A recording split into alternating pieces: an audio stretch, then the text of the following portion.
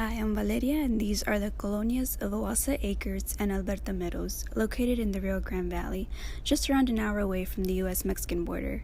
They are communities that are rich in history and culture, with hard-working families that are living and contributing to their homes. Unfortunately, they have to contend with issues related to their lack of housing regulations and infrastructure. Minor rainstorms can leave a house to flood and leave standing water for weeks, trapping residents to their home and vulnerable to waterborne illnesses. Other partners, Arise and Lupe responded with El Sonido del Agua project.